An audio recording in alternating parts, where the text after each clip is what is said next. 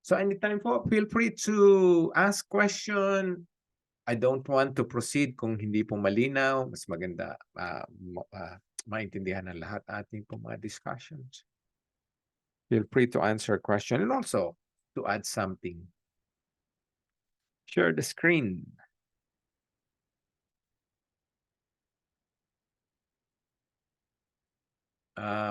Part 17 na po pala tayo, no? 17 linggo na tayong nag-aaral ng Book of James. So, chapter 4, isang chapter na lamang ay natapos na natin. Imagine po na natapos natin ang Book of James na isang gandang bahagi ng Biblia. Lahat po ng Biblia, lahat ng books of the Bible ay for our training, instructions, and so that we can grow in righteousness. So tonight po, karuktong nung last week kasi hindi natin natapos nung last week itong verse 17, and that is, it is a sin to know what you ought to do and then not do it. Okay, so reviewin po natin. So how many of you na nag-start na pong i-apply yung ating natutunan last week? So in our planning, in organizing things, in the things that we want to do, alaman po natin from last week's study na it is boasting, pagyayabang. Sabi dito, tingnan natin po Dali lang, tingnan natin yung annotation. It is boasting daw po. Boasting, pagyayabang, ang lahat ng pinaplano natin na wala ang Diyos. It's a clear boasting. We boast, nagyayabang, nagmamalaki in your arrogant schemes. Yan, mga arrogante. Mayabang na, arrogante pa sa ating pong mga gustong gawin. Okay? And then also from verse 16, pag-aralan natin lahat, napag-aralan natin last week, ay yung boasting is evil. Well, tremendous truth. So any plan pala na wala ang Diyos ay boasting. And that boasting is evil. Kasi nga gusto ng Diyos ng lahat ay ating isaalang-alang sa Kanya. Wala naman tayo, hindi natin daw alam ang kinabukasan natin. Sabi, what is your life? You are just a mist. Para lang tayong hamog. Okay? That appears for a little while and then vanishes. Di ba ganun naman po ang buhay natin? Pinanganak tayo. It could mean probably tayo ay tumagal ng 80 years old, 90 years old. But that is compared to eternity ay para talagang hamog lang. Sandali lamang. So kailangan natin talaga ang Diyos. So today or tomorrow, we do not know. Kahit po ngayong gabi, hindi natin alam ang mangyayari. The next few minutes, the next few hours, kinabukasan. So planning without God, again, I'm going to repeat, is a boast. And all such boasting thou is evil. Okay.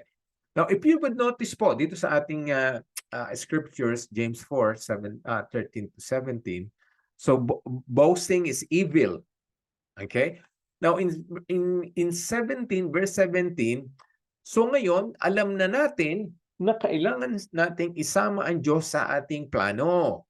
Pagdasal natin, ikonsulta natin siya, suriin ang scripture, para yon po ay guidance natin sa ating pong pinaplano. Okay? So alam na daw natin nun. Dapat alam na natin from last week at also from your previous reading of the scriptures. Ngayon, ang challenge mo ng verse 17 is kung alam mo na is when we include God in our plans, when we consult Him, when we pray to Him, when we ask for guidance, that's good.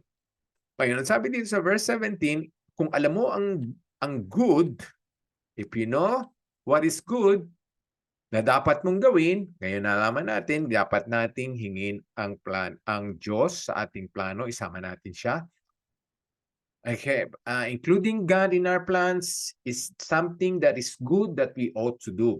Pag hindi na natin ginawa yon, It is a sin. Kasalanan.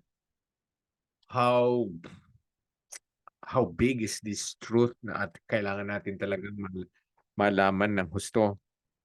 Okay? So boasting is evil 'pag hindi natin ginawa, hindi natin i-include ng Panginoon ay kasalanan. Okay? So ito pala makikita natin kung gaano na kasama. Evil and sin both relate to the wickedness na ating pong magagawa in the presence of God.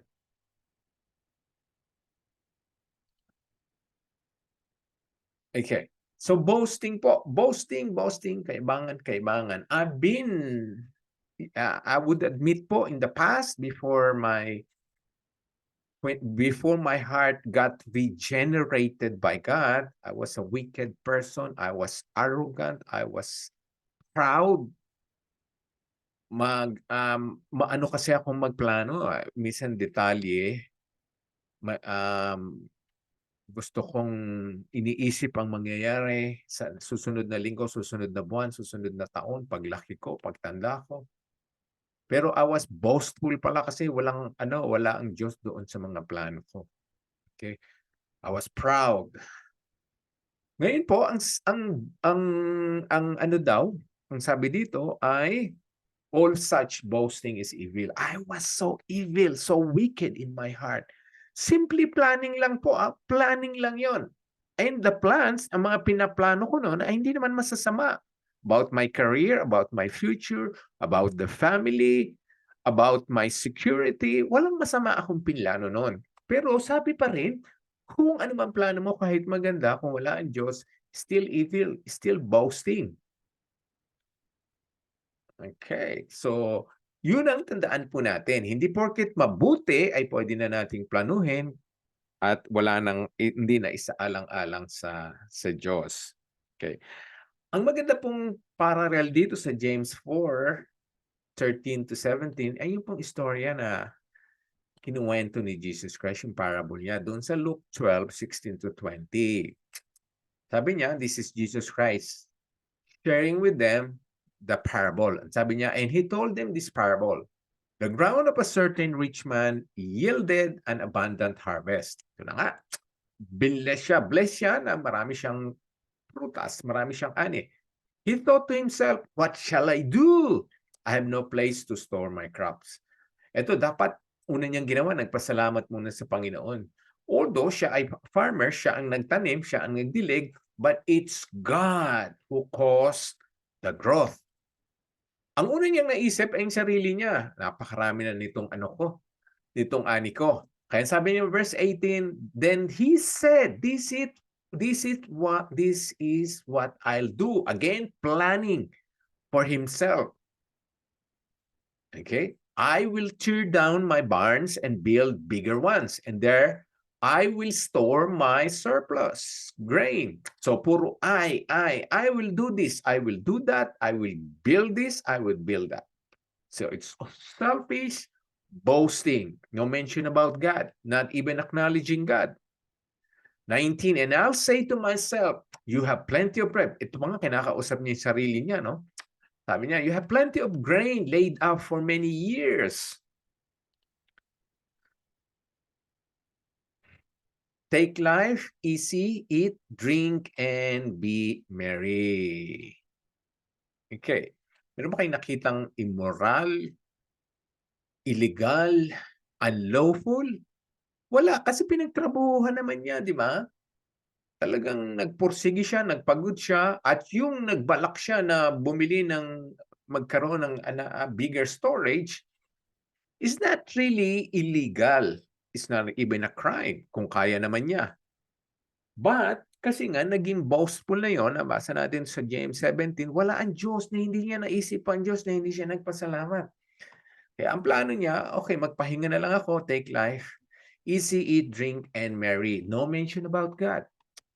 Ito ang mga nakakatakot. But God said to him, kaya ngayon ang natin, kahit hindi natin acknowledge ang Diyos, hindi natin siya kilalanin, hindi natin siya mai-ignore forever. Kasi siya ang nagtalaga kung hanggang saan tayo, hanggang kailan tayo mabubuhay. And sabi dito, but God said, "You fool." Okay. Ano po ba ang fool? Sa atin po, ang fool ay akala natin napakaliit na pag-aalipusta sa isang tao. Parang wala kang alam. Walang laman ng utak mo o isa kang hangal. Pero sa scripture po, ang fool, hangal, ay isang taong hindi nagpapakorek, hindi nakikinig sa payo, hindi nakikinig sa utos ng Diyos. You fool, sabi. This very night, your life will be demanded from you. So who would demand the life from us? Ng Diyos. Ibig sabihin, no, tinalaga na ng Diyos ngayong gabi, hanggang ngayong gabi ka na lang mabubuhay. Ito na ang katapusan mo.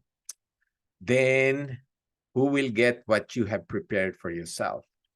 Ang masakit po nito, kung napansin nyo, ang lahat ng kanyang inihanda ay para panandalian lamang, para sa sarili lamang niya at para sa kasalukuyang mundo niya, which is temporary. So no mention about eternity. He was not preparing anything for eternity. He was not preparing anything for his spiritual condition. Kaya nga, you fool, he was a fool. So again, ito pong Luke 12:16-20 is a reminder from our studies last week that planning without God is foolishness. It's evil, it's boast, and it's sin. So sana po nakita natin talaga ang seriousness ng sinasabi ng James na ating pinag-aaralan na the last 17 weeks. And also this Luke 12:16. Beautiful, beautiful presentation of truth from this parable shared by Jesus Christ doon sa mga nakikinig sa Kanya nung panahon na yon. Yan po, nakita natin, it's foolishness. Ngayon po, ang sabi doon sa scripture, ang main scripture natin ngayon ay yung pa rin verse 17, if anyone, kung sino man siya, na alam ang mabuti na dapat niyang gawin. Po, di ba? Alam niya ang mabuti na dapat niyang gawin. He knows the good that they ought to do. Pag hindi niya ginawa, it is a sin for them. Pangkasalanan. Okay, so himayin natin to. Ang isang tao naman ay hindi i-require, hindi hahanapan ng obligasyon hangga't hindi niya alam. Di ba? Kumaka natin, paano natin malaman kung merong pulubi o nagugutom sa iba't ibang sa kabilang dako ng mundo, di ba? Ang inaano natin yung mga nasa paligid natin, kung may nangangailangan, kung may nagugutom, merong naghihirap, na kaya naman natin. So once it became known to us, meron na tayong obligasyon. Okay? Yan po ang number 1 criteria. So God would not require you be responsible for every need na hindi mo kailangan, na hindi mo alam. Okay? How would we know na merong byuda na naghihirap, walang makain? How would we know may mga orphans na walang tirahan? Yun ay nalalaman natin. Kaya sabi sa James 17, if God put you in a situation that you would become aware of the need na mabuti. Okay? Sabi nga, the good they ought to do. So kung isang bagay na mabuti na dapat mong gawin, pag hindi mo ginawa, yon ay kasalanan. Okay? So we have to know. Okay? Number 2, of course, kahit hindi sinabi dito, God would not require you and me to do something that is beyond our capacity. Diba? Ang i-require lang naman ng Diyos sa atin yung alam na natin mayroong need at kaya na nating tumulong, pero hindi tayo tumulong, yan po ay kasalanan. So hope that is so clear with everyone. Okay? So, even though kung milyonaryo tayo, God would not require us to build um, a hospital dun sa area na hindi natin alam na kailangan ng hospital doon or a school or a church. Pero kung naging nalaman na natin there's a need and we have the capacity to do so, pag hindi natin ginawa, yun po ay kasalanan. So it's knowing and also having the resources or the capacity to know. Ang mahirap nga lang po, karamihan ng dumarating sa ating paligid ay kaya naman talaga natin. Kapo ng ah, pag-respond sa need ng nagugutom, naghihirap, may mga ministry needs o mayroong mga bagay na alam natin makakatulong sa kanyang family o sa kanyang career na kaya naman natin.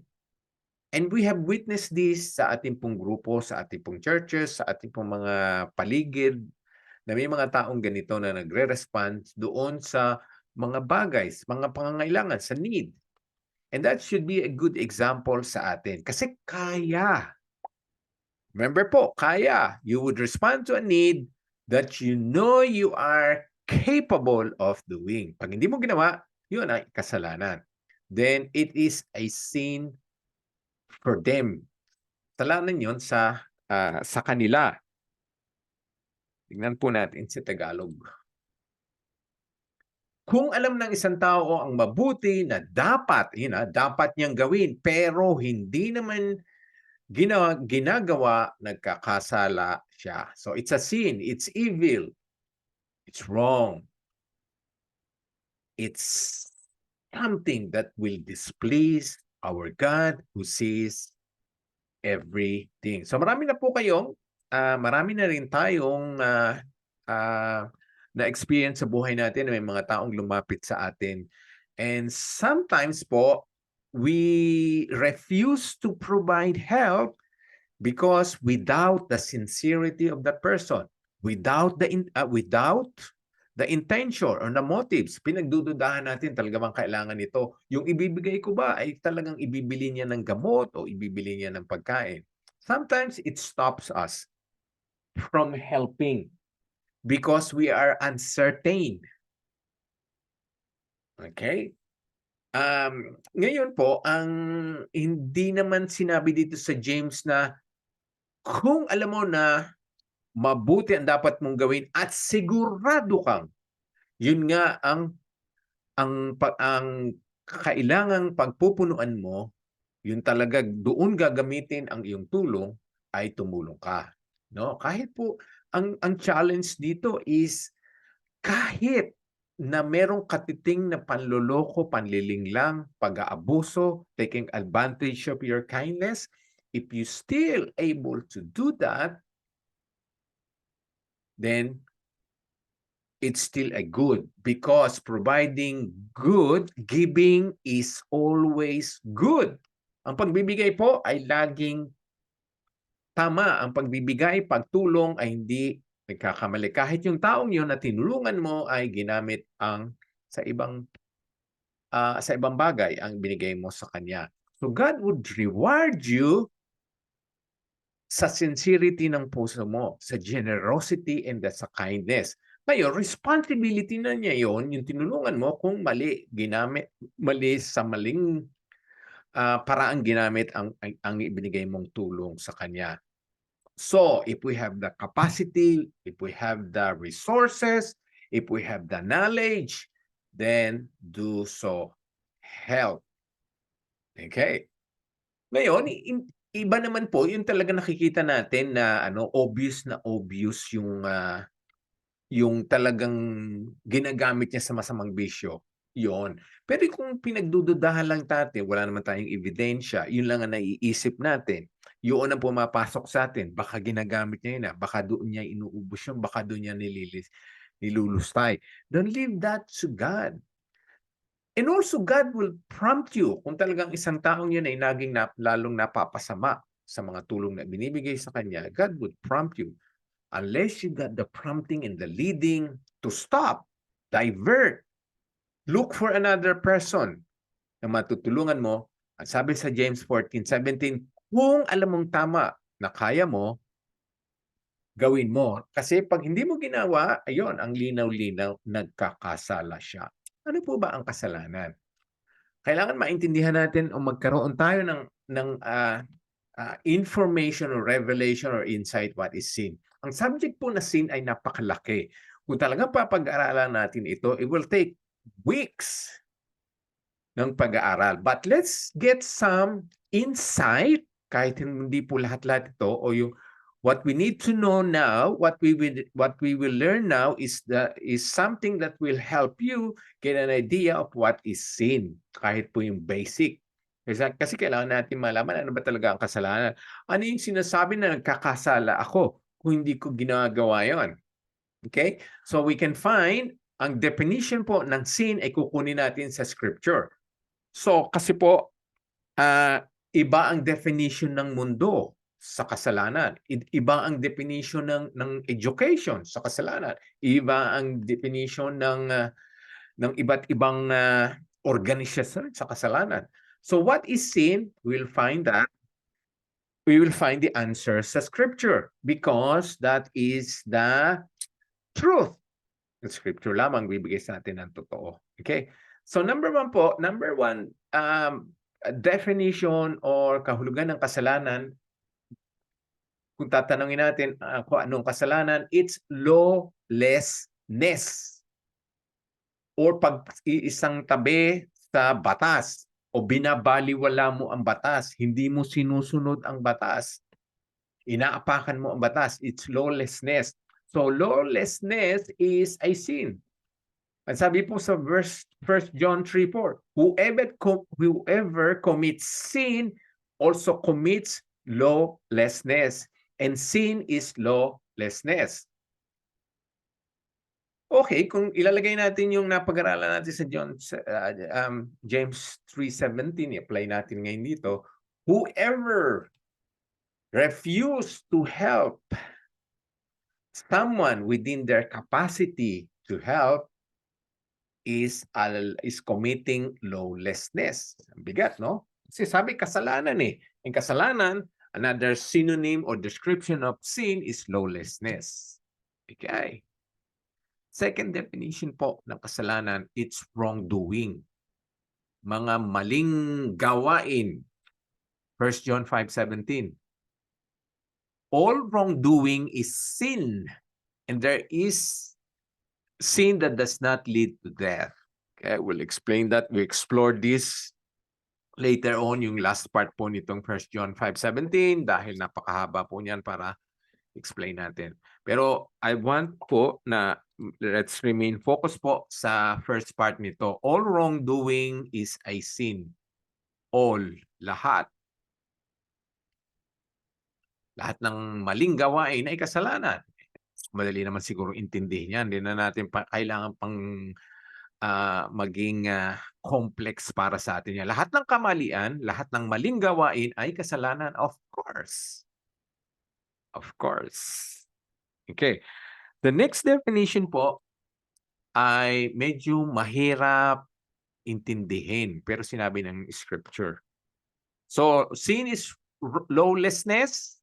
Okay yan, madali nating tanggapin. Sin is wrongdoing. Ngayon po yung susunod ay magugulat kayo. Not from faith.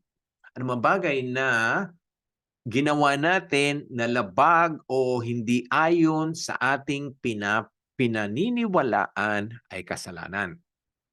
Sabi sa Romans 14:23, everything that does not come from faith is sin. Sa Tagalog, kasalanan ng anumang bagay na ginagawa natin na hindi ayon sa ating paniniwala. Paniniwala po yan, hindi pa ininiwala. So, wrong spelling. At kasalanan ng anumang bagay na ginagawa natin na hindi ayon sa ating paniniwala. So, ganito po yan. Ang ginagawa natin, merong mga direct guidance o direct command sa Biblia. Yung iba naman po ay mga biblical principle. Halimbawa po, mga direct command na dapat alam na natin dahil sinabi ng Biblia. No question asked, hindi na natin kailangang pagdasal or humingi ng payo. Halimbawa, do not commit murder, do not steal, do not lie. Alam na natin yon. Ngayon, meron pong mga bagay na hindi naman sinabi ng Biblia. Ngayon, ang nire-require sa atin ngayon ng Biblia, kasi nga wala tayong guidance. Halimbawa, hindi natin alam kung di natin alam kung ano ang tinalaga ng Diyos para tayo, kung saan tayo bibili ng bahay, kung sino mapapangasawa natin, kung saan tayo mag-enroll, kung saan tayo um, titira 10 years or 5 years from now. Yung mga bagay na yun, hindi sinabi ng scripture, di ba? Hindi naman yan ni-reveal. Now, ang ginagamit po sa atin, ang sinabi ng scripture is to rely on your conscience. Because kung wala sa scripture, then your guide will be your conscience. Dahil ginagamit ng Panginoon ang ating konsyensya. Yung pong yung ating inner voice. Di ba? Kamukha ng mga bagay na yun. Wala naman tayo makikita sa Bible talaga. Yung mga sagot na yon. Saan ka titira? Saan bahay? Anong bahay bibilin mo? Saan ka magtatrabaho? Sino mapapangasawa mo? Yung mga bagay na yun. So God would lead you to those things to find the proper answer via your conscience. Kaya nga, kung nagre-revolusyon ang conscience mo at hindi ka naniniwala, whether that's tama or mali, pag ginawa mo, then ikaw ay nagkakasala because you are going against your conscience. Halimbawa po,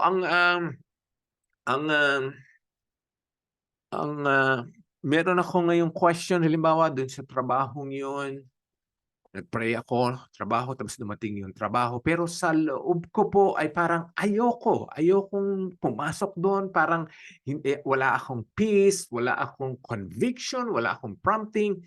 But, kinuha ko pa rin, tinanggap ko pa rin yung trabahong yun. Despite me going against my conscience. You know what po? Sabi dito sa Romans 14:23, I have just committed a sin.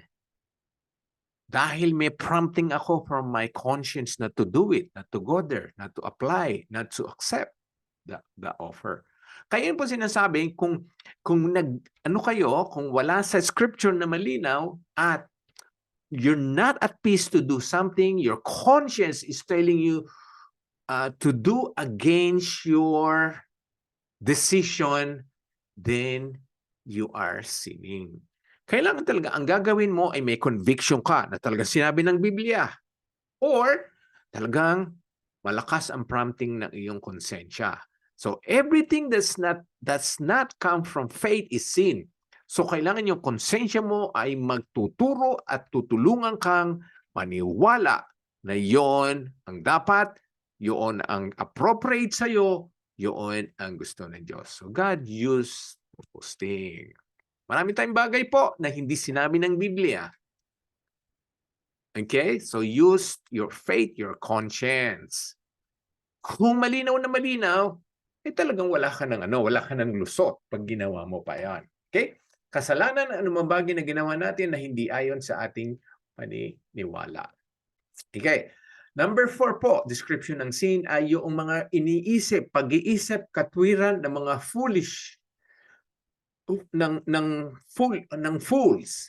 Thoughts of foolishness. Ang pumasok sa isip na hindi maganda, kalokohan, walang saysay, hindi kapuri-puri, yun po ay kasalanan. Sabi sa Proverbs 24:9, the schemes of a foolishness are sin.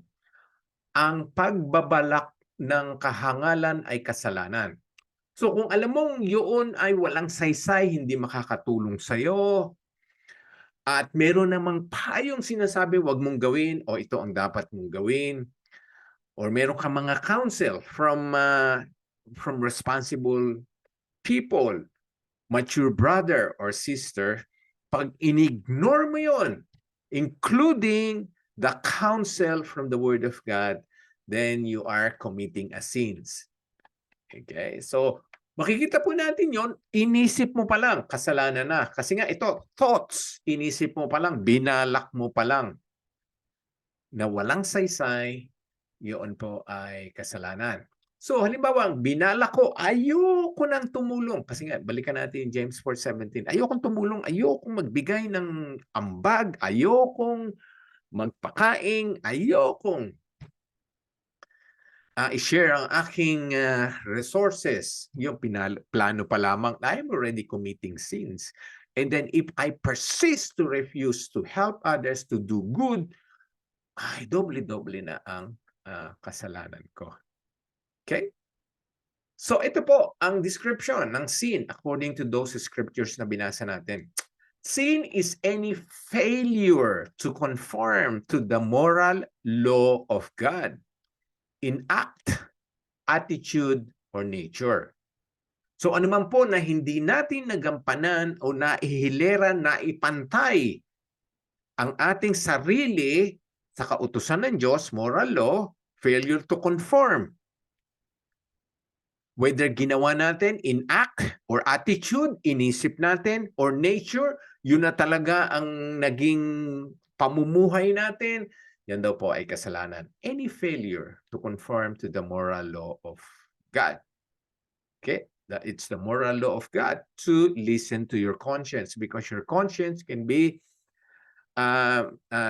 something na pwedeng gamitin ng Panginoon, ng Holy Spirit sa atin. So if you violate that, it's also not conforming to the moral law of God, because there are so many scripture after scripture that God is asking us to not to go against our conscience. Okay. Sabi sa Matthew 7:26, everyone who hears these words of mine and does not put them into practice is like a foolish man who built his house on sand. So nakita na natin po, ito po ang sinasabi ko paulit-ulit sa Tuesday. Listen po, let's learn together, let's study together, let's explore, let's dig the context. But i-apply po natin. I-apply natin na napag-aaralan natin sa Tuesday. Because what's the point po na us coming together, hearing the Word of God, tapos makatas na natin ang mensahe ng Panginoon pero hindi natin ina-apply sa buhay natin. Ito po tayo. Ito ang sinasabi ng Matthew 7:26. Anyone who hears these words of mine, nadinig natin, nalaman natin, and does not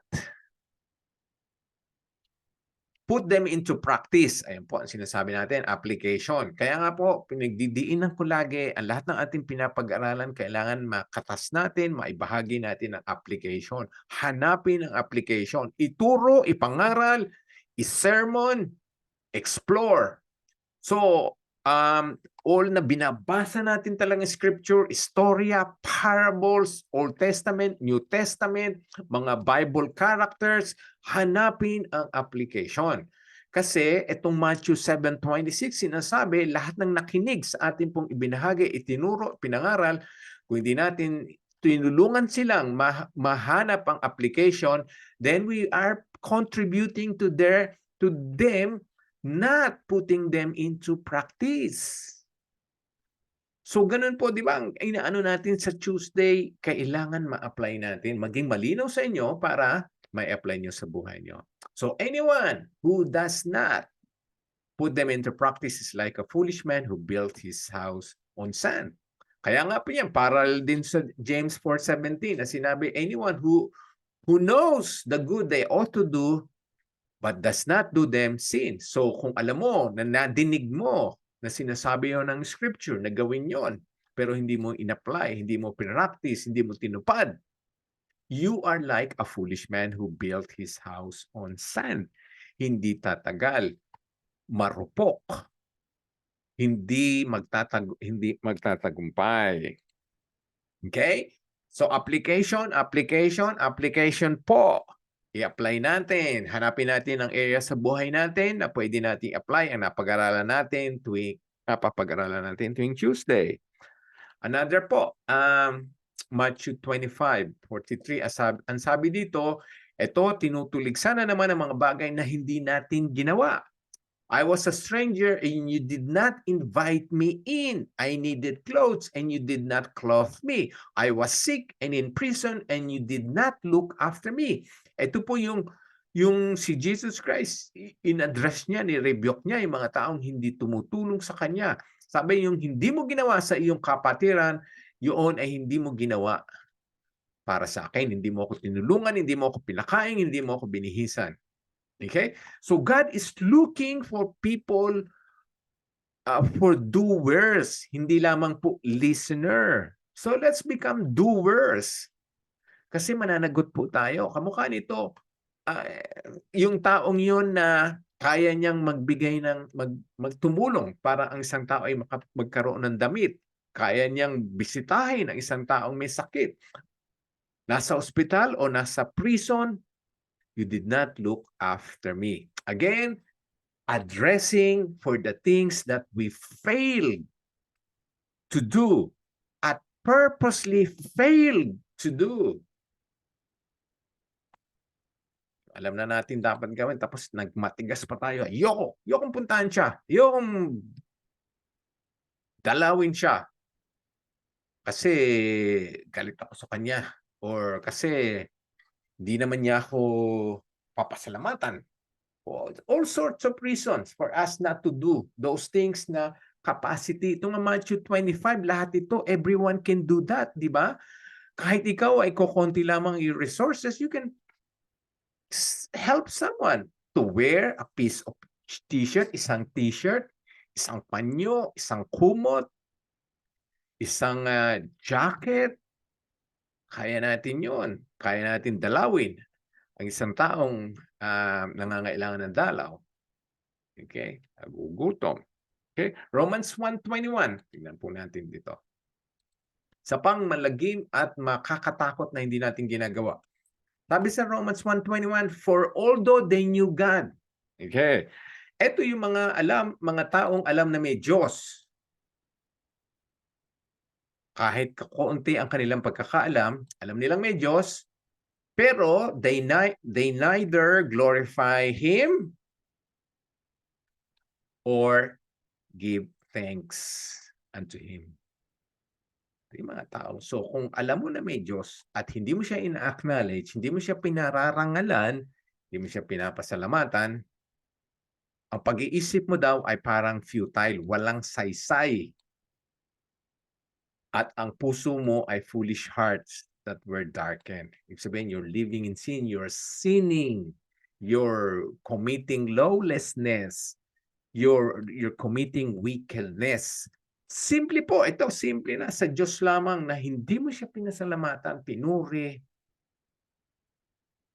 Again, giving thanks unto God is good. Sabi sa James 4:17, if you know something that is good and you ought to do and you choose not to do that, you are sinning. How can we escape all these mga scriptures na binabasa natin? Akala natin po, ang kasalanan ay yung mga ginagawa lamang natin, yung nakukumit natin. Either in words, in actions, by our hands, our feet, our mouth, our eyes. Akala natin yun. Ngayon, nagiging malinaw ba sa inyo ang mga bagay na hindi natin ginawa ay kasalanan din? Whether that's God or to men. So, it's knowing. Pag alam na natin dapat natin gawin, ngayon huwag naman po natin pilosophin. Ayoko nang sabihin natin, ayoko na ng Bible study kasi para hindi ko na malaman yun. Kasi pag nalaman ko na pala yun, kailangan it must be done. Hindi po natin katwiran din yun. Kasi ang sabi rin ng scripture, people perish for lack of revelation or lack of information or lack of insight. Ang mga tao ay napapahamak din sa mga hindi nila nalalaman, hindi nila natututunan. Okay? So hindi natin pwede, wala talaga tayong makakatwiran. Kasi merong lahat na biblical principle ang mga bagay na ginawa natin o hindi natin ginawa. Maging ang mga bagay na hindi malinaw sa scripture, meron din pong mga biblical principles yun. At may mga guidance tayo ng Panginoon paano natin gawin isa katuparan. Okay. So ano ba po ang mahirap nitong Romans 1:21? What is hard for you when you wake up in the morning? Lord, thank you for my sleep. I give glory unto you for the rest that you have given me last night. And Lord, I thank you that ako'y nagising ngayon. I thank you, Lord, kasi papasok ako. Thank you. At may trabaho akong papasukan. Lord, marami ang walang trabaho, marami ang nagugutom, marami ang naghahanap ng pagkakakitaan. But Lord, thank you. What's so hard about that? It will only take you not even a minute, just a few seconds, few words. Acknowledge Him from the mornings. Pagtulog natin mamaya, Lord, thank you for the beautiful day. Kahit na hindi maganda ang nangyari, thank you. I survived. You gave me strength. And I thank you, Lord, for my room, for my bed, for my pillow, for my blanket. Lord, marami dyan natutulog sa ginaw, sa labas, homeless. Ito ako, Lord. Kahit maliit ang kwarto, hindi maganda ang bed, iisa lamang ang unan, maikli ang kumot. But Lord, marami ang wala nito. Let not our thinking become futile. Ang mga iniisip lamang natin ay mga walang saysay na bagay. Think about God and His goodness. Because, again, James 4:17, kung alam mo ang isang bagay na tama na kaya mong gawin, alam mong tama na pero hindi mo ginawa, ikaw ay nagkakasala. 1 John 3:9, ang sabi dito, no one who is born of God will continue to sin. And po, no one who is born of God will continue to refuse to do what is good. Di ba? Kung ipaparallel natin sa James 4:17, sabi, ang hindi gumawa ng mabuti na alam niyang mabuti at kaya naman niyang gawin, siya ay nagkakasala. So John 3:9 is saying the same thing. No one who is born of God will continue to sin or will continue to provide help, would continue to refuse to help, would continue to ignore the cries for help. Because God's seed remains in them and they cannot go on sinning. Kung talaga daw po ang isang Kristiyano ay tunay na Kristiyano, ang sabi, hindi siya magpapatuloy na hindi tumulong. Hindi siya magpapatuloy na hindi makagawa ng kabutihan sa kapwa. Because, ang sabi, God's seeds remains in them. Ano ba ang seed ng Panginoon? 'Di ba God's seed na ibinigay sa atin ay ang kabutihan, mercy, love, forgiveness, consideration, humility. So, tayo daw po na pinanganak na, hindi ka lamang pinanganak, meron pang seed na galing sa Diyos. Yung mga character ng Diyos na parang buto, parang seed na kailangan diligan natin at lumago. So, kung bagong born again tayo, kung halimbawa ang ating pong consideration, forgiveness, mercy ay maliit lamang, now parang buto daw yun na alagaan natin, palakihin natin ng palakihin. So, on the first year of your being born again, you're 50% forgiving. So, next year, dahil nilagaan natin yung, pinalago natin yung buto ng forgiveness, then you'll be more like 75% forgiving, and then hanggang umabot ka na, you're always forgiving 100%. Okay? Hindi natin magpapatuloy ang hindi gumagawa ng mabuti. They cannot go on sinning. Sabi, they cannot go on sinning. Those, yung mga born of God. Yung talagang na born again, na believer. They cannot go on sinning because they have been born of God. Ang tunay na tinawag ng Panginoon, as Sunday's message, I hope everyone can review that. ikaw at ako, lahat ng lumapit kay Kristo ay tinawag, pinili ng Panginoon bago pa tayo pinanganak. Okay? So, tinawag tayo, nag-respond tayo sa gospel, kaya tayo po ay na-born again. Because we have been born of God, tinawag tayo ng Panginoon, imposible na tayo ay manatili sa kasalanan. Imposible na hindi tayo gagawa ng kabutihan. Imposible na maging komportable tayo sa kasalanan. Dahil God sees is in us, we cannot go on sinning because we have been born of God. Again, applying 4:17, James 4:17, ang sino man, no one who is born of God will continue to refuse to do what is good because God's seeds remains in them. They cannot go on refusing to do what is good because they have been born of God.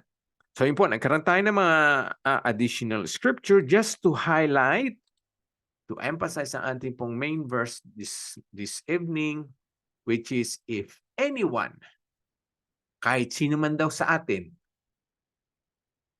na hindi gawin ang isang mabuti na kaya natin at nalaman na natin, tayo po ay nagkakasala. It is a sin for us. Hope that helps us tonight to understand po na there are also sins of omission. Hindi lamang yung sins of commission. Ang mga ayaw nating gawin na mabuti ay napakalaking kasalanan.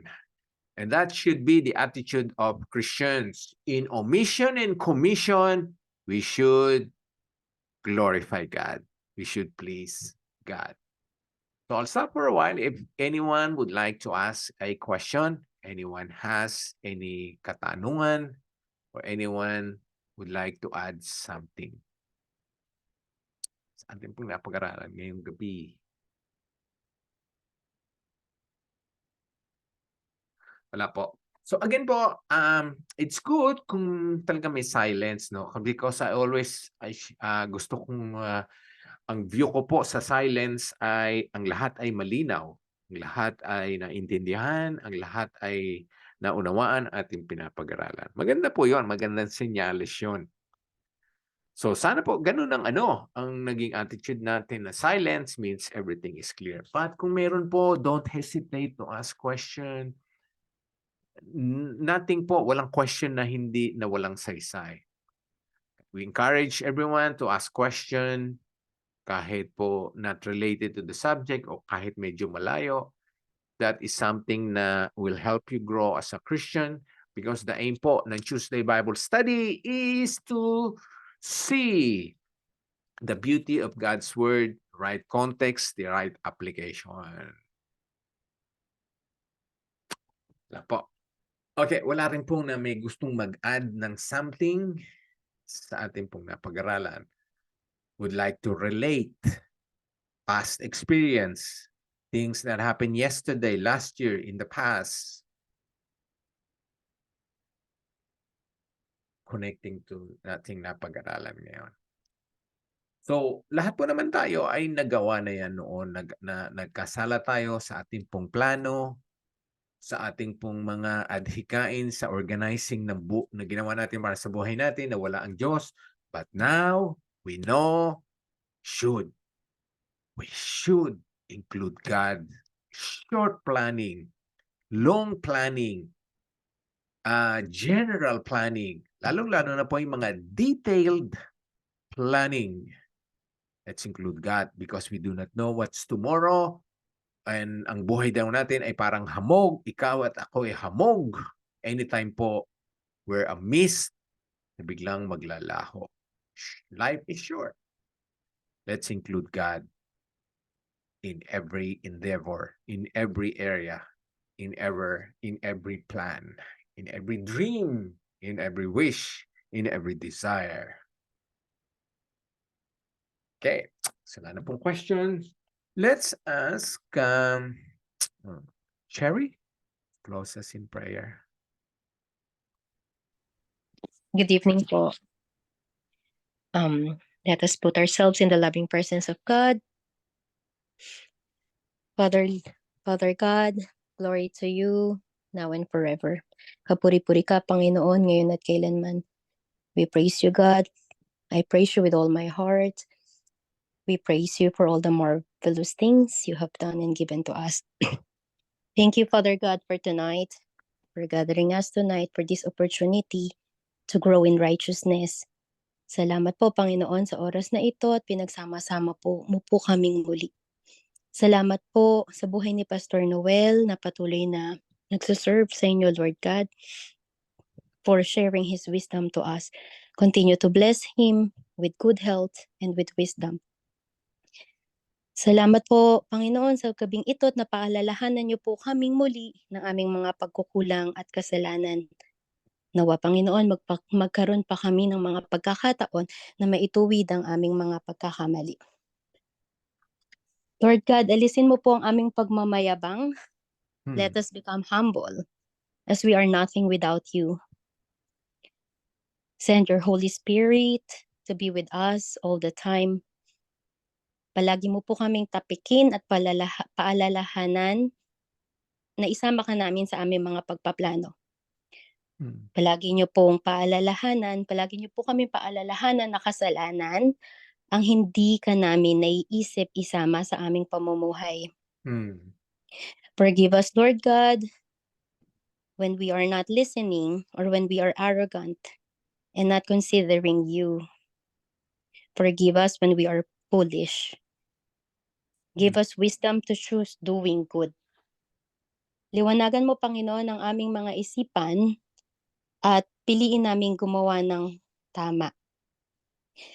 Please let us respond to the needy and give us chances to extend our assistance to our needy. Tulungan niyo rin pong i-extend namin ang aming mga talento at malaman ang aming purpose at ministry. Thank you, Lord, for tonight. Thank you for all the learnings, the teachings, and please allow us to put all these words and learnings into practice. Lord God, please send your seed to retain in us so we cannot go on sinning and we cannot refuse to do good. Yeah. Always remind us, Father God, of our purpose. Our purpose on this earth is to serve you. These are our prayers. I ask this through Jesus Christ, our Savior. Amen. Amen. Beautiful, beautiful prayers. Thanks, Cherry. Okay, before we say good night, take our... Sorry. Thank you po. Okay, thank you. Beautiful. Okay, let's recite our benediction with conviction. May the God of hope fill you with all joy and peace as you trust in him, so that you may overflow with hope by the power of the Holy Spirit.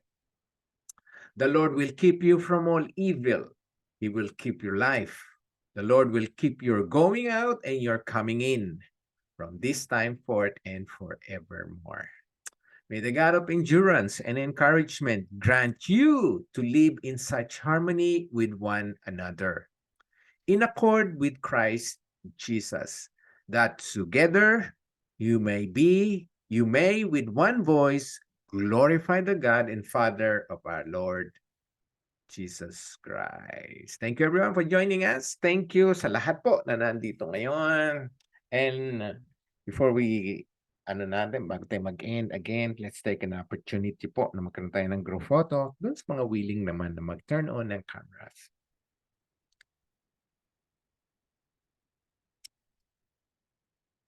Dalawa ba magbe-birthday bukas? Si Pearl at saka si Arnold? Dalawa ba? Dalawa birthday celebrants tomorrow. Happy birthday. Hello, Asher. Thanks, Renilda. Thank you, Pastor Abraham. Thank you, Pastor. Thank you, Pastor. Thanks, everyone. 75-9. Thank you for joining us. Thank you, Janet. Okay, ready na po. Thank you, Pastor. We're ready na.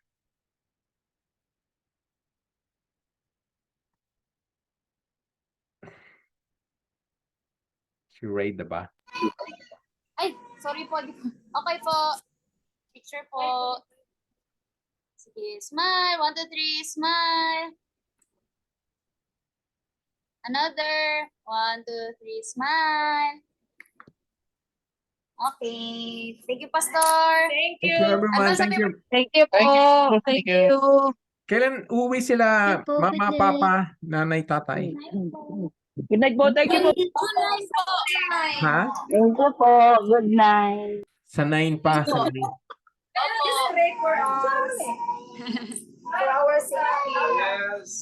Pray for you on Sunday po. Good night everyone. Thank you po. Good night po. Good night. Hindi pala nakahinto record.